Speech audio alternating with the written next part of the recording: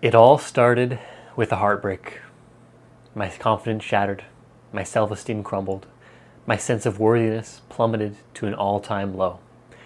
Having already been fairly depressed prior to the event, I entered into the darkest time of my life at the age of 16. Throughout the next year, I spent many of my days feeling like I wanted to pop out of existence, to simply vanish. At times, I did not care whether I continued living or not. At the worst of my depression, I researched methods on how to unalive myself, although I was not taking the idea of doing so very seriously. Much of the time, however, I wanted to leave everyone and everything I knew behind, to set off on some grand adventure with no agenda or any destination in mind, with no technology or anything binding me to my familiar world, similar to how Chris McCandless from the book Into the Wild left his entire life behind, without saying a word to anyone that he knew. While I was not aware of this at the time, what I really desired in these moments was transcendence. Transcendence of the stories, narratives, and habitual thought patterns that were keeping me shackled to feeling like I was an incapable, unworthy, inadequate person. Transcendence of the crushing weight of existing within the confines of ego, within the illusory self that had been constructed through years of social and cultural conditioning that had kept me separate, disconnected, and cut off from my true nature. My desire to unalive myself, to vanish, or to set off on some grand adventure without telling anyone was never about wanting to physically die or to geographically escape. At the core of it, I was yearning for freedom, for love, for God, which is something that can only be found beyond the confines of ego, beyond the constructed boundaries of self and other.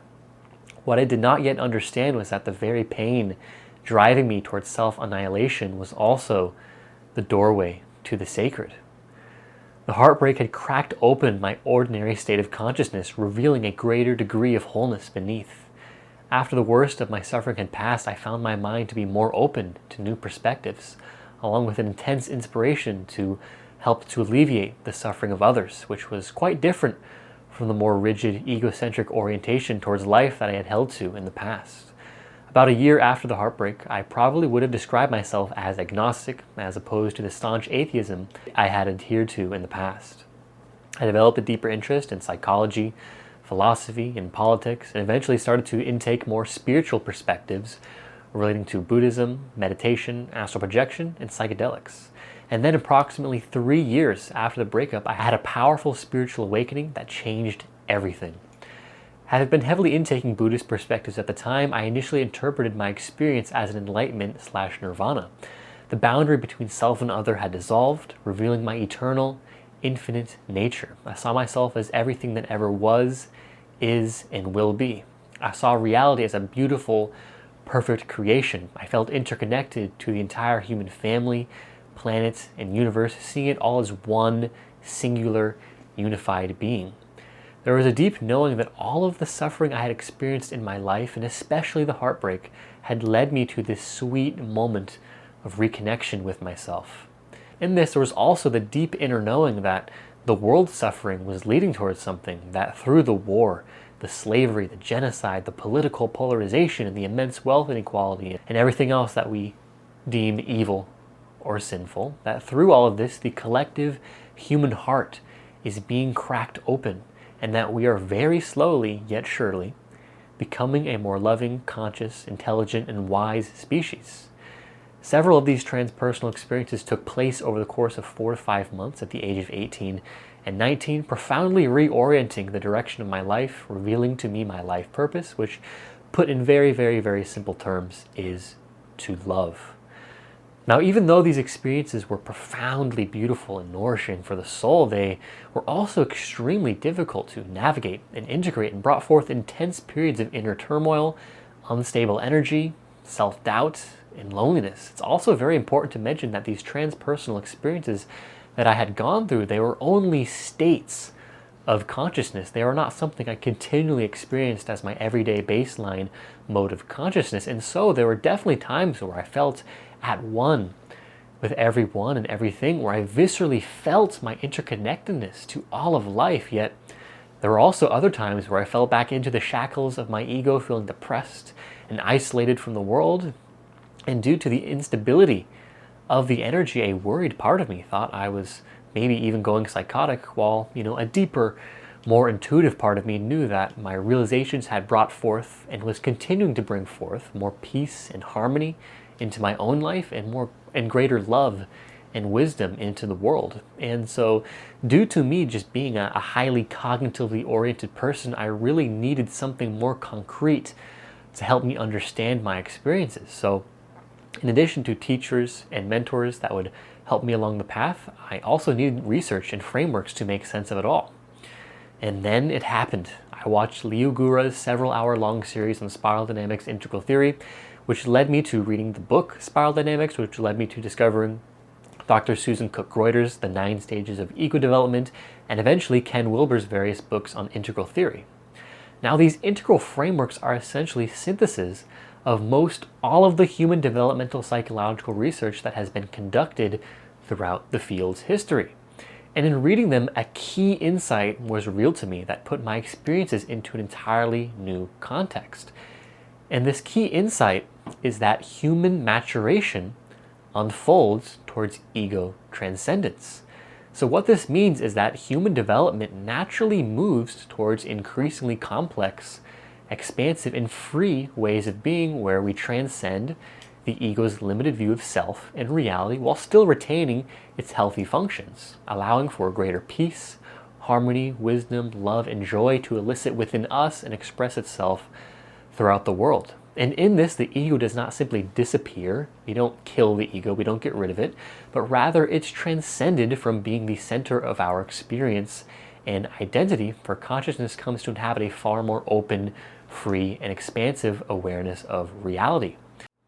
And again, in me being a very cognitively oriented person, I really needed these frameworks to help me navigate and make sense of what I was going through, and just help me more clearly orient towards where I was going. Other people who may not be as cognitively oriented may be much more able to navigate the choppy waters of spiritual awakening without the aid of conceptual frameworks. But for me, without clear sense-making maps, I can really just feel quite lost. And it was through grasping these truths about human development I came to understand my transpersonal experiences as giving me glimpses into the farther reaches of human nature, providing intuitions about the direction that human consciousness is evolving in, towards one that transcends the separate self sense, allowing for a more open, flexible, loving, interconnected way of being to come forth, which is a stark contrast to the rigid, defensive, territorial, egoic structures that have defined humanity throughout our species' history. So one of the key points that integral theory makes is that all human worldviews, value systems, and belief structures evolve in an increasingly expansive direction, from egocentric to community-centric to nation-centric to world-centric, and eventually to what Ken Wilber describes as cosmocentric, where one circle of concern expands beyond the planetary scale to embrace the entire cosmos, in which one really just comes to identify as being the vast, infinite creative intelligence that permeates all of reality. These are the domains of enlightenment and nirvana that the Buddhists speak of. Other frameworks will have different words to describe this. But in looking at some of the main models of human development, you can see how they really all point towards this very expansion of consciousness that I'm talking about here. And Maslow's hierarchy of needs culminates in the self-transcendence tier. Don Beck's spiral dynamics culminates at stage turquoise, where individuals experience a more expansive, holistic, interconnected sense of reality. Robert Keegan's constructive developmental theory points towards the self-transforming mind, where one sees through the egoically constructed nature of self. Dr. Susan Cook-Greuter's The 9 Stages of Ego Development culminates in the unitive stage, where the ego is no longer experienced as the focal point of one's experience of reality. So as you can tell, there really are these underlying similarities and patterns between all of these, confirming that it simply is an intrinsic feature of human consciousness that development unfolds towards ego transcendence. Now, if you've had a glimpse of the transcendent through, say, a deep state of meditation, or a psychedelic experience, or even a soul-touching moment when you witness just a beautiful view in nature, or when you see thousands of stars dazzling in the clear night sky and you're just in awe of it all. Or maybe it's in a moment of blissful lovemaking with your partner. In these moments, you are experiencing firsthand what the mystics, sages, and now developmental researchers are pointing towards. In these moments, the usual boundaries of self, though, they begin to dissipate and dissolve, and you taste something much more vast and really ineffable. It's a direct experience of your interconnectedness and oneness with existence. And what makes these developmental theories so helpful is that they help us recognize that these states, they're not just merely anomalies or accidents or random happenings. In actuality, these experiences point towards the farther reaches of human nature, providing a sort of preview for consciousness at the highest levels of human development. And so it's important to recognize that the impulse toward transcendence is not merely a personality quirk that only a select few have. It's actually woven into the very fabric of human nature. And in each and every moment, whether we even realize it or not, our soul is yearning for this wholeness, for this freedom, for transcendence. I mean, consider that the music festival attendee who dances until dawn could really just be seeking that moment when their individual identity dissolves into the collective experience of the crowd and the music. Consider that the workaholic who keeps striving for the next achievement and the next big thing could unconsciously be hoping that each new achievement will finally bring that sense of completeness and wholeness that their soul is yearning for. Consider that the hopeless romantic who is looking for the one to complete them could really just be seeking a taste of union and ego dissolution through romantic love. And on a collective level, if you've taken a decent glean into the history of humanity, you can really see that the entire story of the human species is basically one of seeking, struggling, fighting, and yearning for freedom against the forces that keep consciousness limited, confined, and suppressed. Think of slaves rising up against their slave masters, women fighting for equal rights, colonized people fighting off imperialist forces, workers organizing against their exploitation. Time and time again, the story has always been a move towards greater liberation, freedom, and wholeness, truth and love. The people who we call heroes, such as Jesus, Buddha, Gandhi, MLK, Mother Teresa, Joan of Arc, Harriet Tubman, Rosa Parks, Nelson Mandela, and many, many, many, many others are each considered heroes because they embodied and fought for this fundamental human yearning for liberation and transcendence. And on the other hand, the people who are deemed the most evil and villainous and sinful by history, such as Hitler, Joseph Stalin, Saddam Hussein, Leopold II, Pol Pot, Heinrich Himmler, Benito Mussolini. Well, they're all remembered in this way because they represented the forces of contraction, suppression, and fragmentation, and division that limits human consciousness. Each of these figures sought to confine human consciousness within rigid ideologies and societal structures, to fragment our inherent interconnectedness through hatred and division, and to crush the human soul's natural yearning for expansion and liberation. And so it should be clear that what is good, true, and beautiful to a human is something that is aligned with the arc of evolution, something that unites and connects us, something that liberates us into greater freedom, and something that ultimately reminds us of who we truly are. So now, to relate this back to my own personal story, it was through learning these frameworks and seeing its connection to the history of humanity that I was able to recontextualize my experience. I no longer saw these transcendent experiences as just random occurrences. I no longer saw them as just another state of consciousness or just an experience that just, occurs in the brain. Or I no longer just saw it as something that happens when you ingest certain substances. I came to see these transcendent experiences as something profoundly sacred, for within the experiences there's this inner knowing of accessing something powerfully deep, true, and beautiful, something that literally felt more real than real, as there was this sense of this is it, this is what it's all about, this is truth.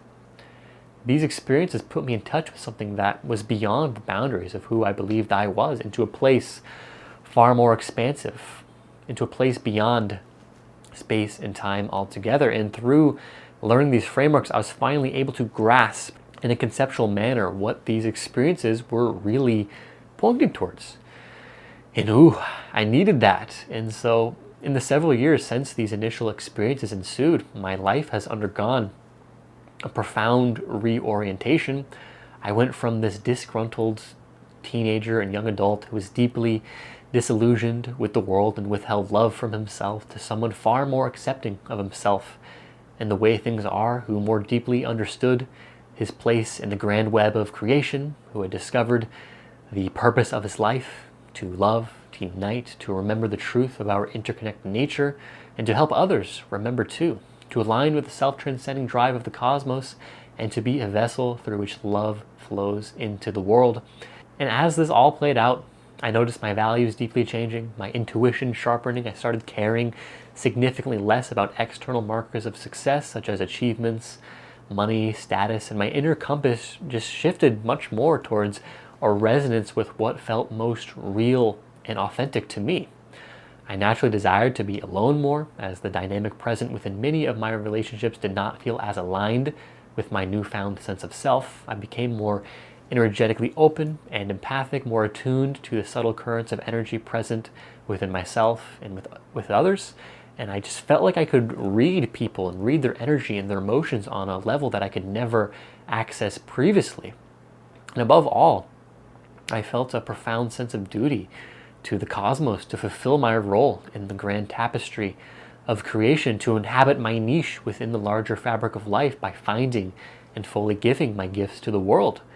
And during the time of these initial experiences, I became much more creatively inspired as I began making videos about my experiences and learnings on my first YouTube channel, The Curious Minds, amassing a significant following along the way. My feelings of being called to uplift and inspire others in life, along with my desire to help others navigate the murky waters of spiritual growth and self-actualization, led me to obtaining a degree in psychology and later an accreditation in life coaching, where I began to work with clients one-to-one.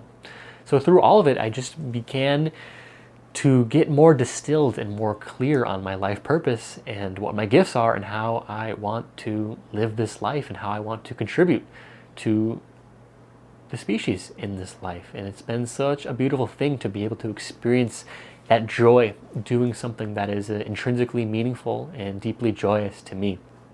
And while this was a beautiful unfolding in my life, I don't intend to paint it all as roses and daisies and sunshine and rainbows. It has actually been very, very far from that. As I mentioned earlier, these transcendent experiences were just states of consciousness, and states are always in flux. Every moment your state of consciousness is changing. So I mentioned that there was a lot of self-doubt and questioning about my experiences that would ensue when I found myself in a state of consciousness that was very consumed by ego and had me feeling disconnected, lonely, and depressed. These frameworks did help me alleviate a lot of this self-doubt, providing clarity to the bigger picture of how consciousness evolves. I already mentioned that. But there is another significant aspect to the picture that has been an enormous source of energy drain and immense suffering for me along this journey, and that is the shadow. So before I get into the shadow, it feels right to mention that philosopher Ken Wilber articulates the growth process as having three different primary aspects: growing up, waking up, and cleaning up. Growing up refers to development through the increasingly complex stages of consciousness and meaning making. This is the journey of coming to inhabit increasingly expansive perspectives and meaning making paradigms, from egocentric to ethnocentric to world-centric to cosmocentric and so on, with each stage transcending and including the prior. My previous video titled Integral Theory, The 10 Stages of Consciousness Evolution, is essentially a summary of the stages of the growing up process. Now, waking up refers to the realms of spiritual awakening, which is the coming to recognize our transcendent nature beyond the separate self sense. This is the path of direct inquiry into the nature of existence itself, and can include methods such as meditation, contemplation, psychedelic inquiry, and more.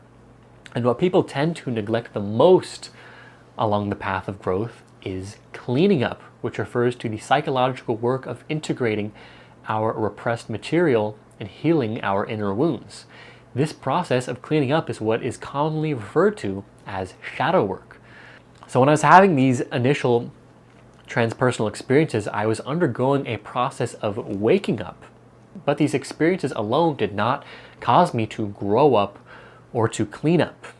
And in making sense of my experiences afterwards, I was initiated onto a deeper path of growing up.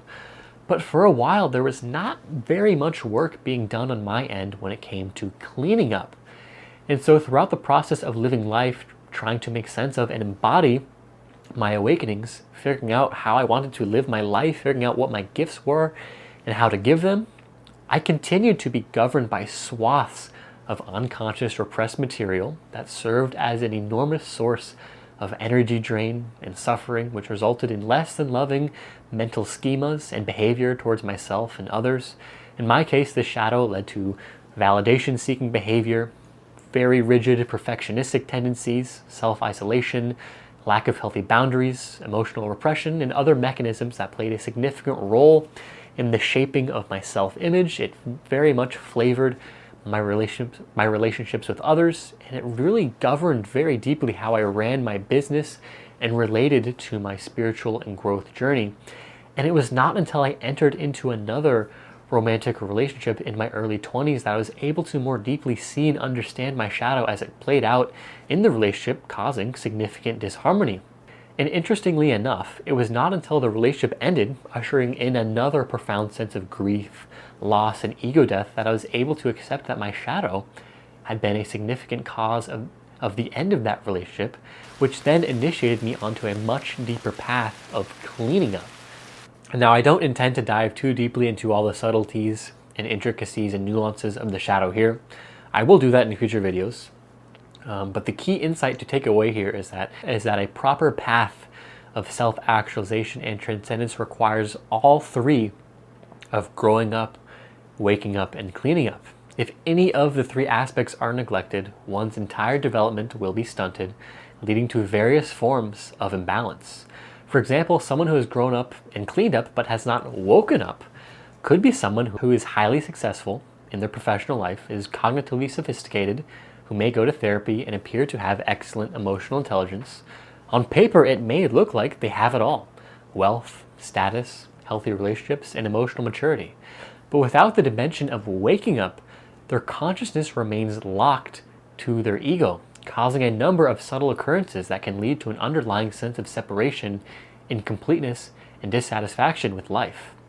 They could experience things like a persistent feeling that something essential is missing despite having everything, existential anxiety and fear of death that no amount of achievement can resolve, difficulty surrendering control and flowing with life's uncertainties, a pervasive loneliness that stems from experiencing oneself as separate from existence, a materialistic worldview that keeps them disconnected from life's deeper meaning and mystery. It could also lead them to just being trapped into the doing mode of existence rather than being. And on the other hand, when you have someone who has woken up and grown up but has not cleaned up, the individual may appear to be quite intelligent. They may be very wise. Maybe they are a writer or a spiritual teacher or some sort of leader who has had genuine realizations and has a sophisticated understanding of consciousness and reality. But without the dimension of cleaning up, this individual will continue to act out their unintegrated wounds and traumas that cause suffering.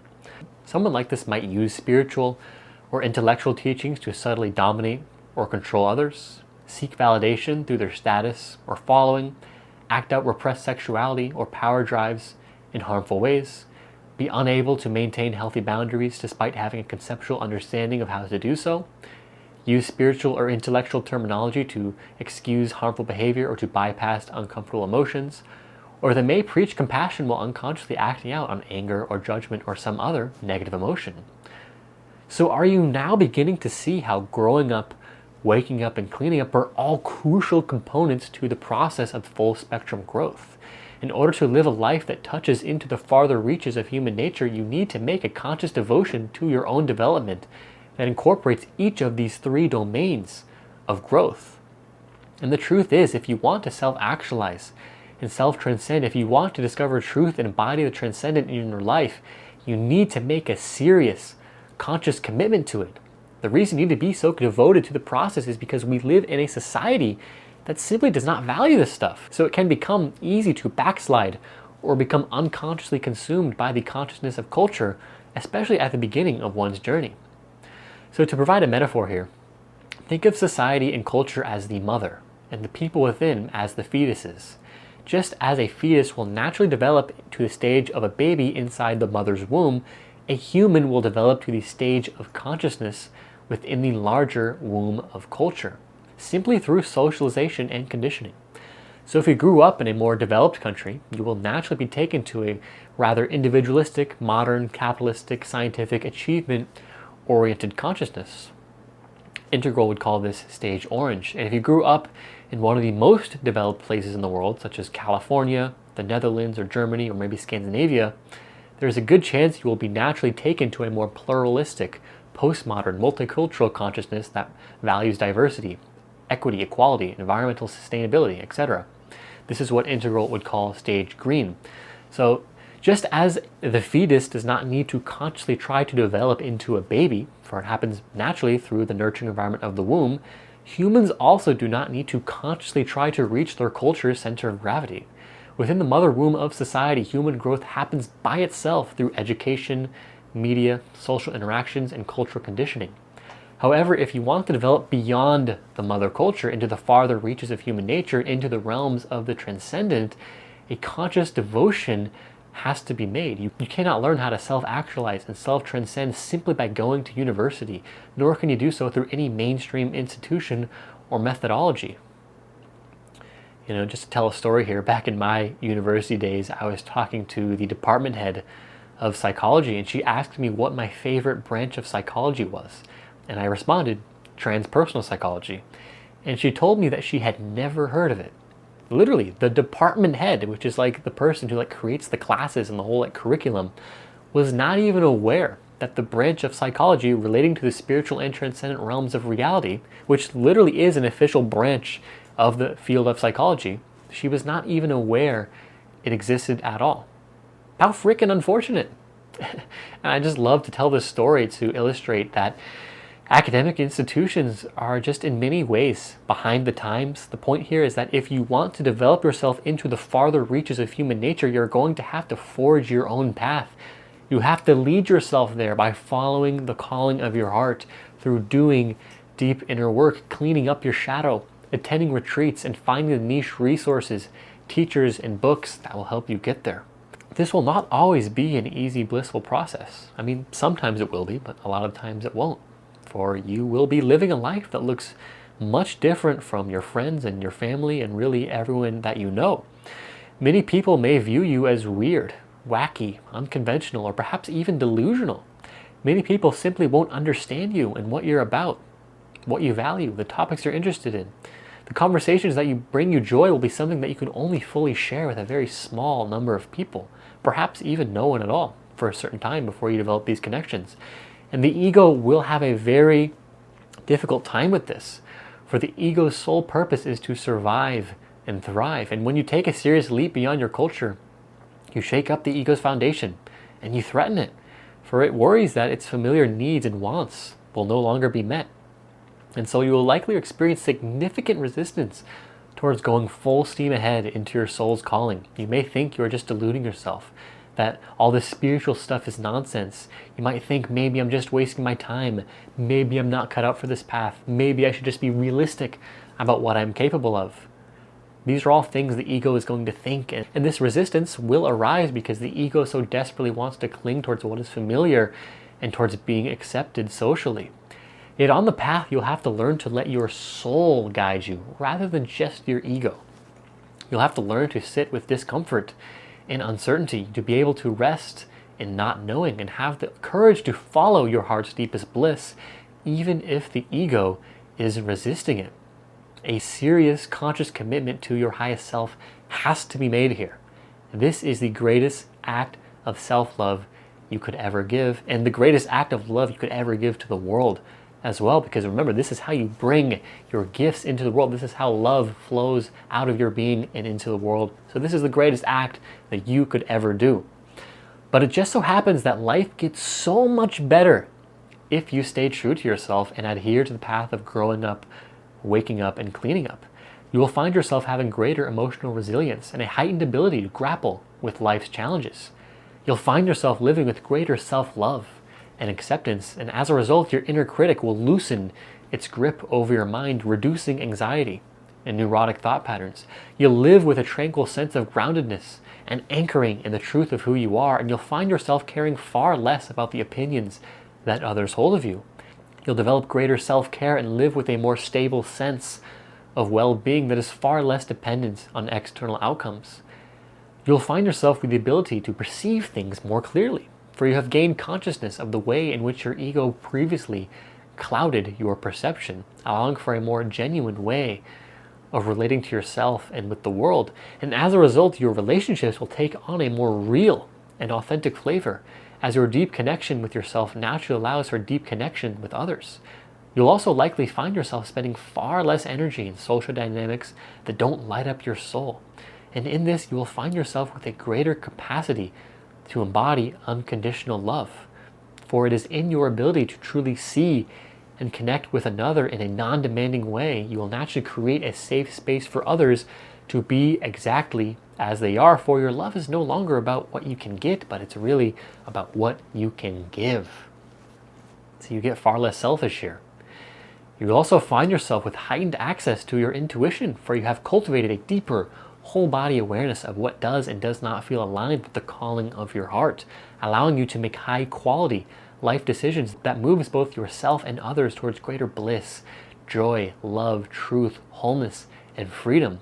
You'll be living with a deep sense of aligned meaning and purpose that connects you with something beyond yourself, that makes you feel at home within the larger fabric of life. You'll find yourself embodying ever deepening levels of trust that everything is taken care of, and that the natural current of life is leading everything to where it needs to go. And as a result, you'll just stop worrying so much. You'll stop trying to excessively control and manipulate reality so much, and you'll just find yourself with the capacity to simply be with things as they are. You'll have so much more inner peace as a result of this process, and perhaps most important of all, you will come to know yourself as who you truly are, which is something far more vast and beautiful than the limited ego self you once took yourself to be. And what all of this growth work will help you do is make you far more effective at finding and giving your gifts to the world in a way that nourishes life rather than taking from life, which is the way that so many ways of working and so much of our societal structures reinforce. Is that we don't nourish life, we actually take from it in so many ways. That's why we've had so much environmental degradation and destruction. But the point here is, guys, we're a species of 8 billion members, and according to integral theory, less than 2% of humans are living fully within the transpersonal stages of consciousness. This has left the vast majority of the world operating from less mature forms of consciousness, which has created the precise problems we face today, in which our level of technological advancement has far outpaced our level of wisdom, or our level of global interconnection has far outpaced our level of universal compassion.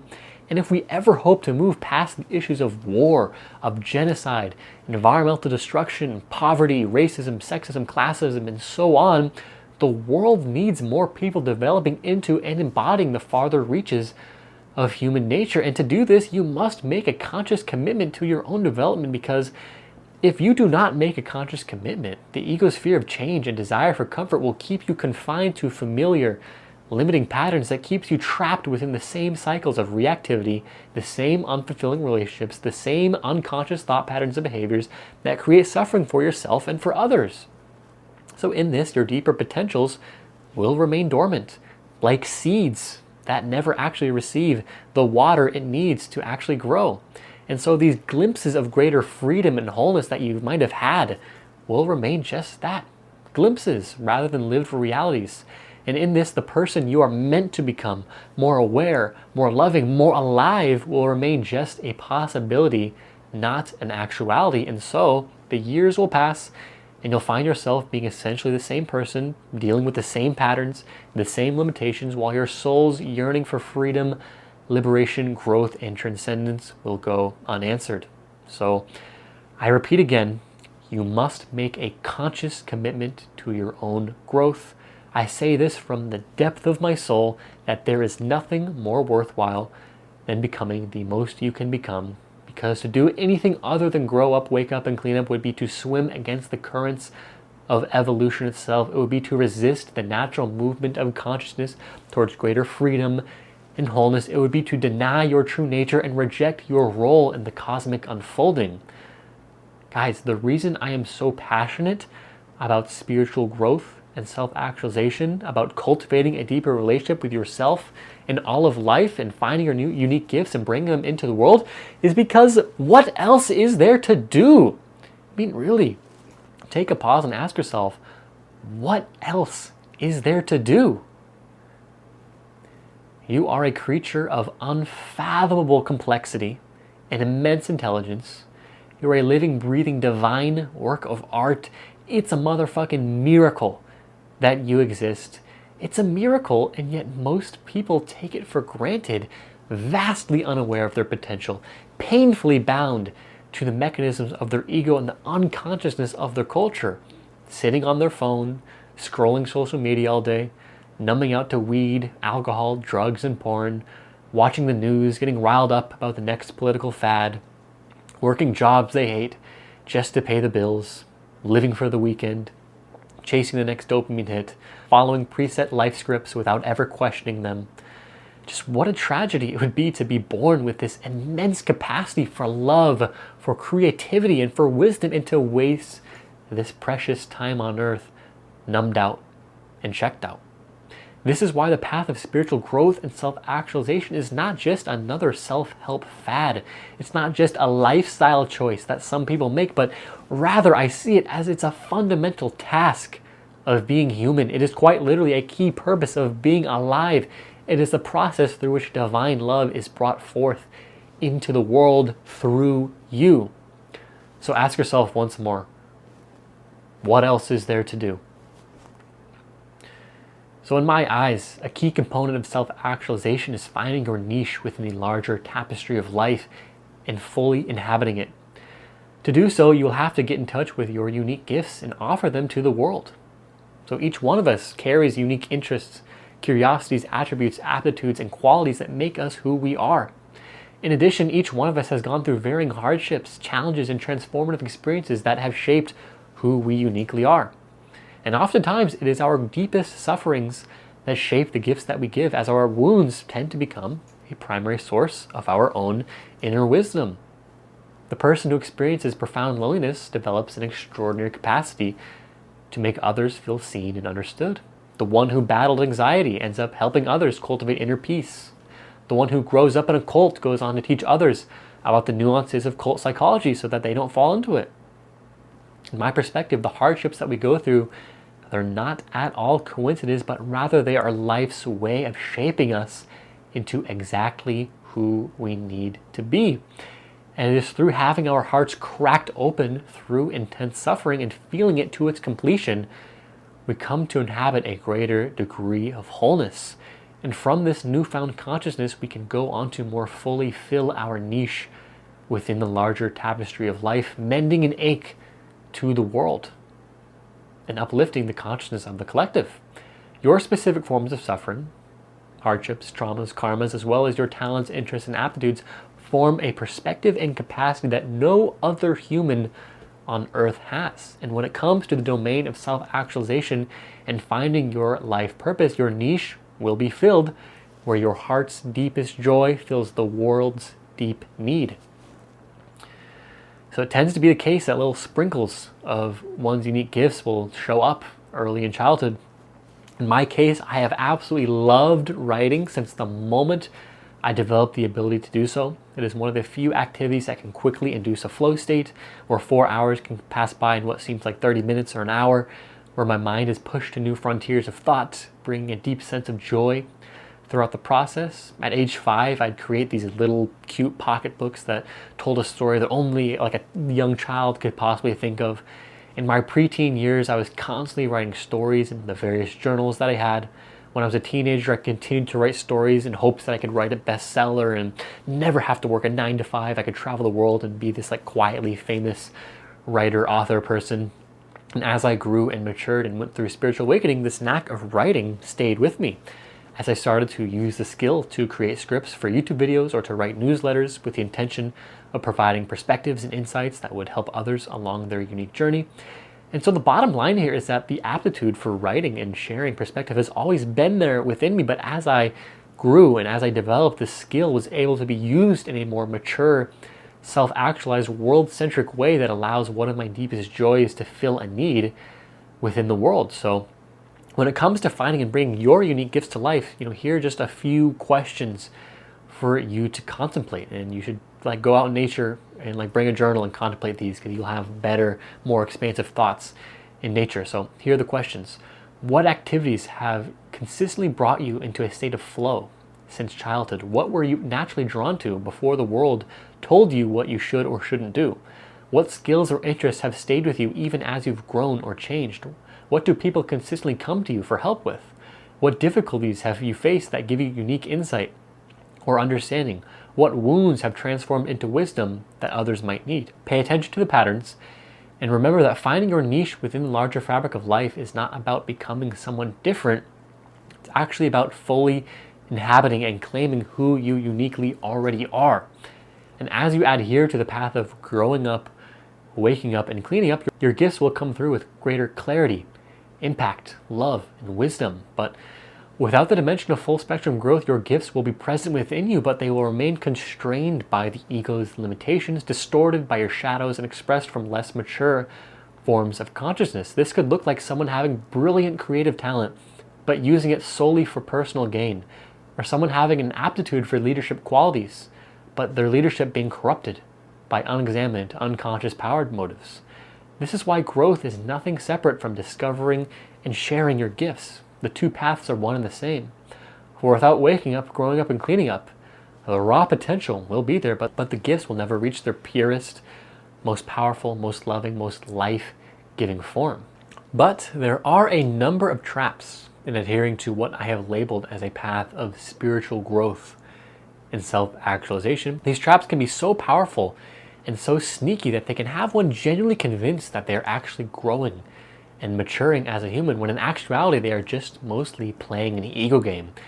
These traps include, but are not limited to, using developmental frameworks to feel superior or more evolved or developed than others, excessively indulging in theory and concepts rather than direct experience, collecting spiritual knowledge like trophies without integrating it, saying everything is one or everything is perfect to bypass uncomfortable emotions and necessary growth work, thinking you're at a high level of consciousness purely based on one or a few high consciousness states that you experienced, and turning practices into routines without putting genuine heart into them.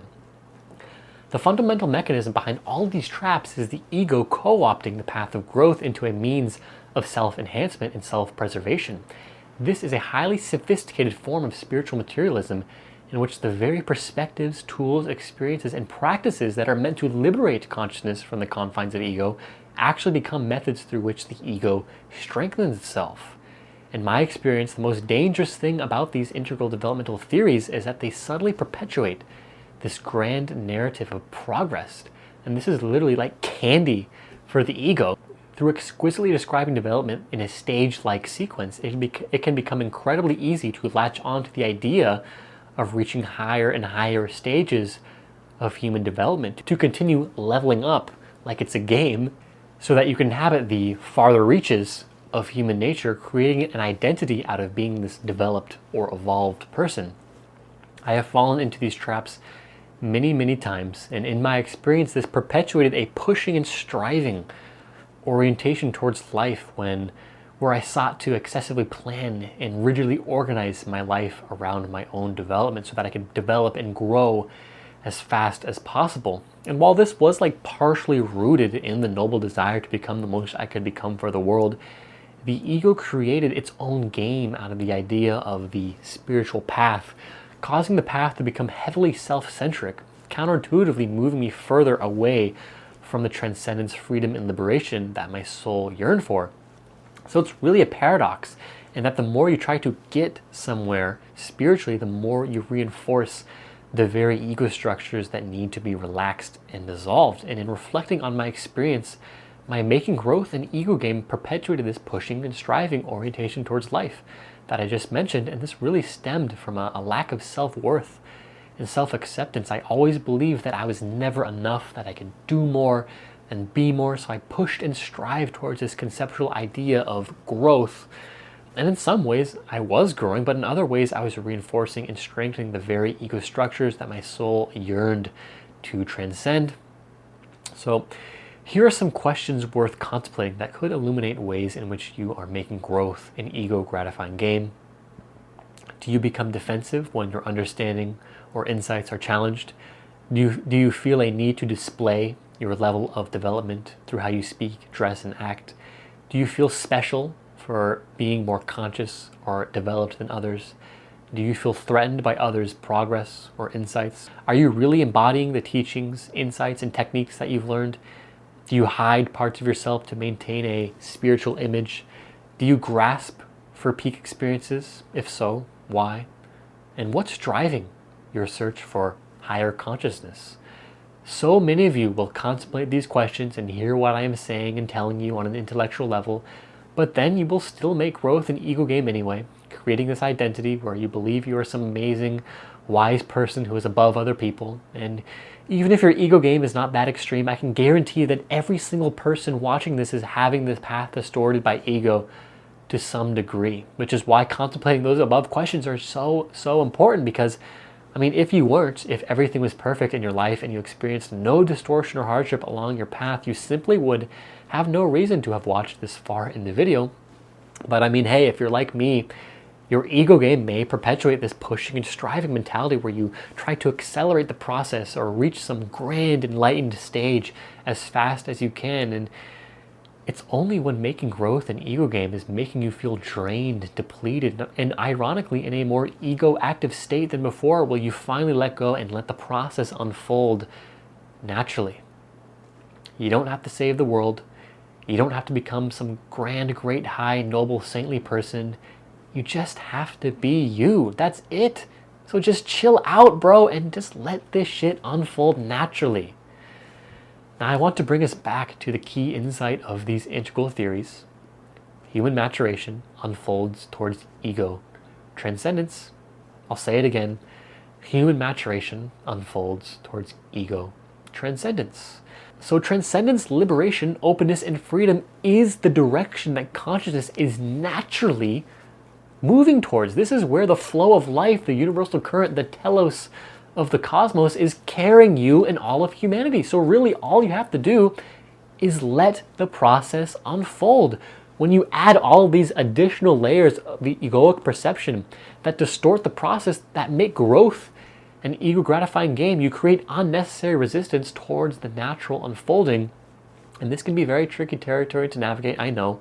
And as I just alluded to, you may have to experience the suffering of making growth an ego game before you can stop making growth an ego game.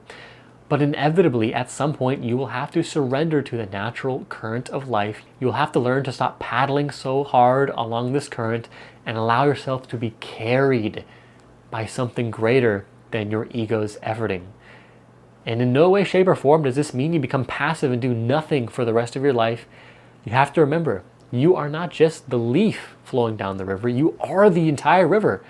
So in other words, you're not just your ego, you're actually all of creation.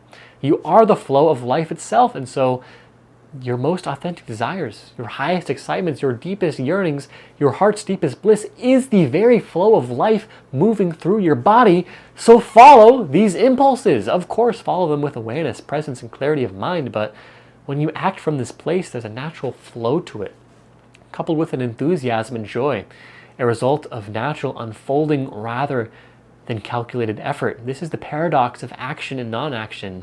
You're intensely engaged, but you're not doing it from a place of ego doing. And rather than being in this pushing and striving orientation, you are in a more authentic being and allowing orientation towards life. You're passionate and committed to whatever it is that you are doing, but it is done without this desperate need to achieve something or become someone. So in my eyes, it is a misleading myth that one ceases to desire things altogether at the transpersonal levels of development. Desire continues, but it becomes increasingly purified, beginning to come less and less from the ego's sense of lack and more from a place of wholeness, from the purity of life's natural current that runs both within you and beyond you. If you look at some of the world's great mystics and sages, both past and present, such as Jesus, Buddha, Rumi, Gandhi, Mother Teresa, Aurobindo, Maharaj, Eckhart Tolle, and the Dalai Lama, just to name a few, each of them were quite active in the world, devoting their life to service to a purpose beyond themselves. For each of these individuals to do what they did in the world, they had to experience some level of desire. But as they grew up, woke up, and cleaned up, their desire became more and more pure, more crystallized, leading them each towards giving their gifts and living their authentic life purposes. So likewise, on this journey, as your desire becomes more pure, your life purpose will take on a more clear shape, allowing you to give your gifts and inhabit your niche with greater depth, potency, and clarity. Guys, I have made this video for those seekers of truth who want to be the most they can be within this beautiful, divine, cosmic mystery of living as a human here on the planet that we have come to call Earth. I have made this video for those who truly care, who want to look back on their deathbed and say that they truly lived and truly loved, that they were fully themselves in this life, and that they gave their gifts fully to this world. And I have made this video to remind you that who you truly are is something far greater, more open, more free, more expansive, more true than what you may presently experience yourself to be, or what you were told by your culture.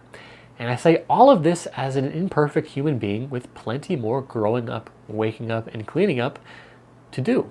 But what I have learned along this journey is that life can become something far more divine, blissful, and sacred than my previous selves could have ever imagined was possible. In fact, as time goes on, my life only becomes more and more just like cosmically serene. My friend, your potential, our potential is far greater than what we've been led to believe. Life can be so much more than simply following the standard script of school, career, marriage, mortgage, kids, retirement, and death. More than working a job that does not light up your soul, more than waiting for the weekend, more than defining your worth through your external achievements, and more than spending your time passively consuming. Of course, following a life path that looks similar to this is not necessarily wrong. What is wrong is following these scripts unconsciously. When accepted without question, these cultural scripts and programming become unspoken, invisible boundaries that prevent us from exploring the vast possibilities of our human potential. And in addition, this human species can be something far greater than what we've been led to believe. Our current world of wealth inequality, severe political polarization, social division, and environmental degradation is not the end of our human evolution, but rather just a reflection of a current state of consciousness that we are all collectively moving through. I know in my heart, maybe not in my lifetime, that we can live in a world where every single human being's basic needs are met, in which the struggle for self-survival has ceased, and allowing every individual equal opportunity to self-actualize. I know we can live in a world where cities breathe with the rhythm of nature, where energy flows abundantly, powering the lives of our dreams without leaving any carbon footprint. And I know we can live in a world where education nurtures every individual's unique curiosities, interests, and aptitudes, preparing people not just for jobs or for careers, but for really serving life. We can live in a world where businesses exploiting people and the planet for profit just does not happen. And we've really come to define success by contribution to the well-being of all. I truly, truly believe in the depths of my heart that these realities are possible, but it all starts with you tending to your own garden and staying committed to the path of growing up, waking up, and cleaning up. Life is imploring you to step into your deepest, most mature version. Will you answer the call? All right, guys, I hope you have come away from this feeling invigorated and inspired to continue to step into your greatest, most high version, along with a clarity of what all this growth is leading towards. The world is in dire need of more people stepping into our highest selves, of people who are competent enough to hold the complexity of our present global challenges, of people who can bridge different worldviews with groundedness and compassion, guiding themselves and humanity towards greater wholeness. So if you find yourself resonating with what's been said here and are looking for some extra guidance on consciously crafting the course of your inner journey, consider hiring me as your coach. As an integrally informed life coach, we would work together to align your life with your highest values and aspirations, develop practices that support the growth and the expansion of your consciousness. We might uncover and integrate blockages or shadow aspects that may be holding you back. We would explore potential ways to help you meaningfully contribute to collective growth. And really, this is all so you can fall deeper in love with life, aka yourself. So if this interests you guys, I will leave a link and more information about the coaching pinned in the comment section. So if you're interested in that, just check that out. And as always, guys, I hope you have a great day, and peace.